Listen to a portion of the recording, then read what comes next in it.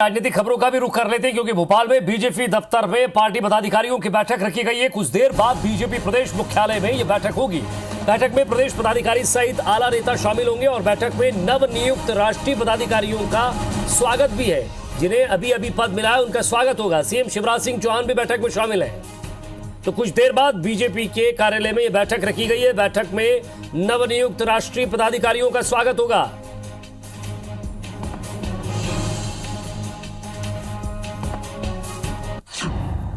सुधीर दंडोतिया हमारे संवाददाता हमारे साथ जुड़ रहे हैं। सुधीर, जैसे लाल सिंह आ रहे हैं, बाकी और भी नेताएं जिन्हें राष्ट्रीय नेतृत्व में जगह मिली है, उनका आज स्वागत है और किस तरह की तैयारी है। और दूसरी बात यह कि कोरोना गाइडलाइन का भी हम बात करेंगे, पालन हो रहा है कि नहीं हो रहा है, क्योंकि बीजेपी के लोग सबसे ज्यादा इसमें अफेक्ट हुए थे। तो बात उस बैठक की भी और कोरोना की भी।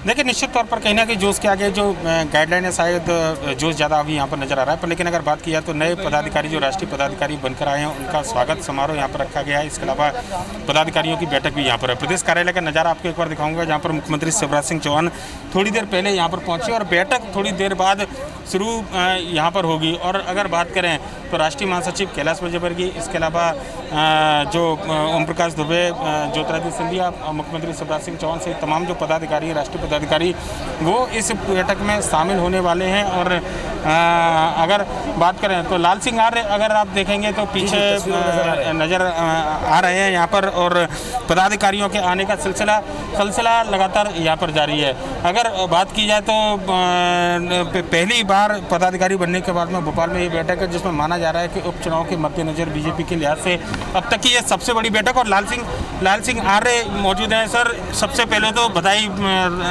इतनी बड़ी जिम्मेदारी, इतना बड़ा दायित्व, प्रदेश कार्यालय में स्वागत और बैठक। क्या सर बैठक का मंथन चिंतन क्या होने वाला है?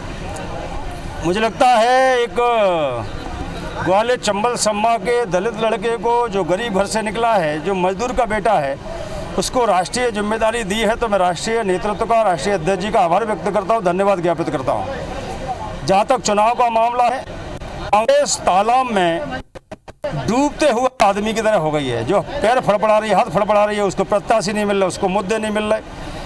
भारतीय जनता पार्टी के बेदाग चेहरे हैं, नेतृत्व है, शिवराज जी में लोग आस्था करते हैं। माननीय नरेंद्र सिंह जी तोमर, हमारे ज्योतिरादित्य सिंधिया, कैलाश विजयवर्गीय जी, प्रभात जी, नरोत्तम जी, थावरचंद जी, एक से एक लीडर है जिनमें जनता विश्वास करती है। उन्होंने जनता के लिए किया है। कांग्रेस के पास दागदार चेहरे हैं जिनके पास मुद्दे नहीं हैं।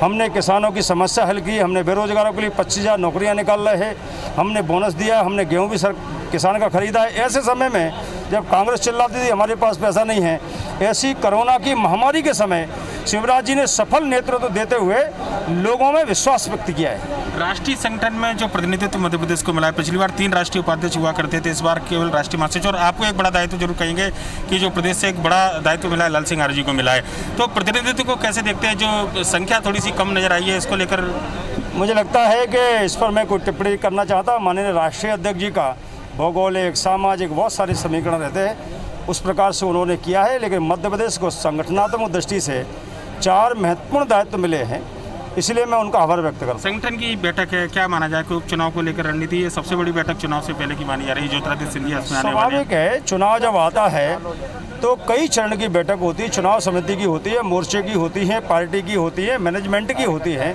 मुझे लगता है उन्हीं से रिलेटेड तैयारियों की दृष्टि से बैठकें होती है और हमारा नेतृत्व तो लगातार समीक्षा करता है। हमने जो काम किया वो कितना हुआ, कितना रहा, आगे क्या करना है, इसलिए ये परंपरागत बैठकें होती है। चेहरे लगभग तय हैं चुनाव को लेकर, बीजेपी की ओर से कुछ एक सीटों को छोड़ दिया है, तो सूची लिस्ट जारी करने में कहाँ दिक्कत? मुझे लगता है चुनाव की कल घोषणा हुई है।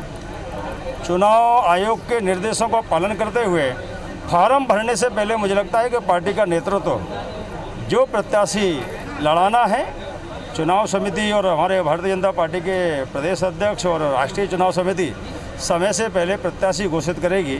स्वाभाविक है, भारतीय जनता पार्टी करती भी आई है। बहुत बहुत धन्यवाद। लाल सिंह आर्य देख सकते हैं कि राष्ट्रीय अनुसूचित जाति के प्रदेश अध्यक्ष हैं और निश्चित तौर पर बात करें तो बड़ी जिम्मेदारी उनको मिली। और आज प्रदेश पदाधिकारी जो प्रदेश कार्यालय के अंदर जो राष्ट्रीय पदाधिकारी बने, चाहे कैलाश विजयवर्गीय की बात हो, दूसरी बार राष्ट्रीय महासचिव का दायित्व उनको मिला है। लाल सिंह आर्य जो एक बड़ी जिम्मेदारी पूरे देश के अंदर राष्ट्रीय अनुसूचित जाति मोर्चा के राष्ट्रीय अध्यक्ष बनाए गए हैं। ओम प्रकाश दुबे जिनको राष्ट्रीय सचिव मध्य प्रदेश की ओर से बनाया गया है।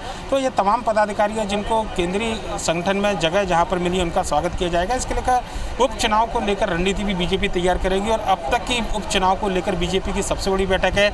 मुख्यमंत्री शिवराज सिंह चौहान यहाँ पहुंच चुके हैं, ज्योतिरादित्य सिंधिया थोड़ी देर में यहाँ पर पहुंचने वाले हैं क्योंकि संविदा संघ जो कार्यालय है वहाँ पर वो पहुंचे हुए हैं। इसके अलावा जो बीजेपी के जो संगठनात्मक दृष्टि से जो महत्वपूर्ण व्यक्ति है उनके साथ में चर्चा की जाएगी। देखना होगा कि उपचुनाव को लेकर जब चुनाव की तारीखों का ऐलान हुआ है विजय तो किस तरीके का रणनीति बीजेपी तैयार करती है, पर लेकिन कहना होगा उपचुनाव से लेकर एक बड़ा मंथन जो है वो बीजेपी प्रदेश कार्यालय में नेताओं के बीच होने वाला है। जी, वाकई तारीखों का ऐलान भी हो चुका है सुधीर। तारीखों के ऐलान के साथ साथ अब बूथ स्तर पर, सेक्टर स्तर पर और साथ ही साथ जो रैलियां करनी है, रैलियों के साथ साथ सभाएं करनी है, उसके लिए भी पूरी योजनाएं बनेगी। स्टार प्रचारकों को बुलाना होगा। क्या स्थिति देख रहे हैं आप?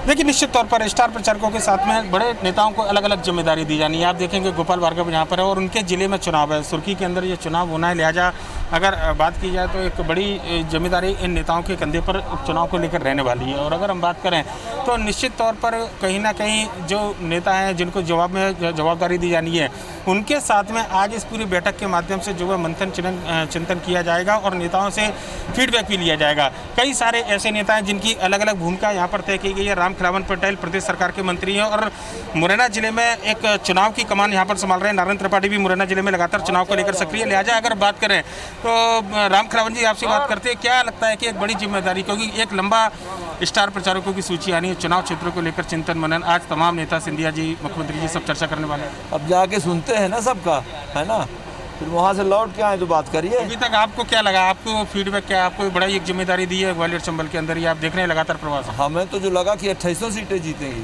भारतीय जनता पार्टी। तो देख सकते हैं कि जिम्मेदारी दी जानी है। क्या कहेंगे नारायण जी, लगातार एक लंबा प्रवास वहाँ देखने को मिला और फेरिस्त जो इस बार स्थिति अलग है। कांग्रेस के स्टार प्रचारक हुआ करते थे ज्योतिरादित्य सिंधिया, इस बार सबसे बड़ा चेहरा बीजेपी के पास में है। आज जो मंथन होगा, चिंतन होगा और उसके बाद में चुनावी मैदान में जाना। मैं भी अभी लगातार मुरैना ग्वालियर दोनों तरफ रहा हूँ। जो वहाँ की स्थितियाँ हैं, बीजेपी प्लस ज्योतिरादित्य, मोदी जी, अमित शाह जी, शिवराज जी, नरेंद्र तोमर जी, नरोत्तम मिश्रा जी, उसमें प्लस हो जाएंगे ज्योतिरादित्य जी जो युवाओं के ग्लैमर आइकान हैं। मुझे कोई बताए कि चुनाव कौन लड़ेगा।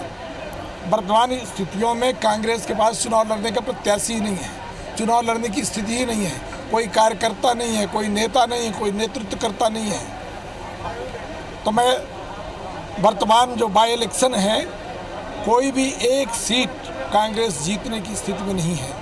आपके चेहरे बिल्कुल लगभग तय माने जा रहे हैं 25 सीटों पर, तो दिक्कत चुनाव को लिस्ट जो है नामों के प्रत्याशियों के नाम के ऐलान को लेकर वो कहाँ लग रहा है कि क्या दिक्कत आ रही है, कुछ औपचारिकता केवल बाकी है या फिर ये लिस्ट क्यों नहीं जारी करी कांग्रेस लगातार? चलिए सुधीर, नजर बनाए रखिएगा, आगे भी आपसे लगातार अपडेट लेते रहेंगे। तो लगातार हमारे संवाददाता बने हुए हैं मीटिंग में और वहाँ जो भी अपडेट होता है आप तक जरूर पहुँचाएंगे।